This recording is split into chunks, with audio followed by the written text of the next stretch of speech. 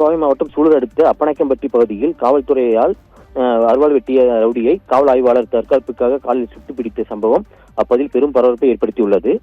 கோவை மாவட்டம் அப்பநாயக்கம்பட்டி பகுதியில் கையில் பயங்கர ஆயுதங்களுடன் ஒரு கும்பல் சுற்றித் திரிவதாக காவல்துறை கட்டுப்பாட்டு அறைக்கு ரகசிய தகவல் கிடைத்துள்ளது. அதன் பெயரில் சூலூர் காவல்துறையினர் சம்பவ இடத்திற்கு விரைந்து சென்று தீவிர சோதனையில் ஈடுபட்டுள்ளனர். அப்போது சந்தேகத்திற்கிடமான வகையில் சுற்றித் திரிந்த இளைஞர்கள் பிடித்து காவல்துறை விசாரணை நடத்தியுள்ளனர். விசாரணையின் போது அந்த கும்பலில் இருந்த பாலமுருகன் என்ற இளைஞர் தன் மறைத்து வைத்திருந்த அருவாளை எடுத்து திடீரென போலீசாரை தாக்கியுள்ளார். இதில் உதவி ஆய்வாளர் யுவராஜ் என்பவர் காலில் பலத்த வெட்டுக்காயம் ஏற்பட்டுள்ளது. சக அதிகாரியை ரவுடிகள் வெட்டியதை கண்ட சூலூர் ஆய்வாளர் பிரமோத் உடனடியாக தனது துப்பாக்கியை எடுத்து ரவுடி பாலமுருகன் வலது காலில் சுட்டு பிடித்துள்ளார். இதில் காயமடைந்த பாலமுருகன் மற்றும் அவரது கூட்டாளி ஆனந்த் ஆகிய இருவரையும் காவல்துறையினர் அதிரடியாக கைது செய்துள்ளனர்.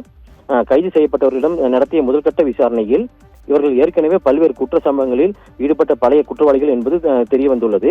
இவர்கள் ஏற்கனவே ஒரு கல்லூரியில் நடந்த மோதலில் கல்லூரிக்குள் புகுந்து கல்லூரியின் மாணவர்களை அருவாளால் வெட்டிய வழக்கில் கைதானவர்கள் என்றும், மேலும் திருப்பூர் மாவட்டம் காமநாயக்கம்பாளையம் பகுதியில் உள்ள ஒரு பெட்ரோல் பங்கில் இருசக்கர வாகனத்திற்கு பெட்ரோல் போட்டுவிட்டு ஊழியர்களை கத்தியை காட்டி மிரட்டிய வழக்கிலும் இவர்கள் தொடர்புடையவர்கள் என்பதும் தெரிய வந்துள்ளது.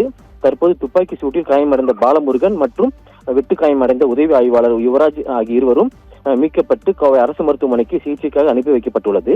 பட்டப்பகலில் போலீசாரை தாக்கிய ரவுடிகளை காவல் ஆய்வாளர் சுட்டுப்பிடித்த சம்பவம் கோவையில் பெரும் பரபரப்பை ஏற்படுத்தியுள்ளது. இதுகுறித்து கோவை சூலூர் காவல்துறையினர் வழக்கு பதிவு செய்து விசாரணை மேற்கொண்டு வருகின்றனர். நிகிதா.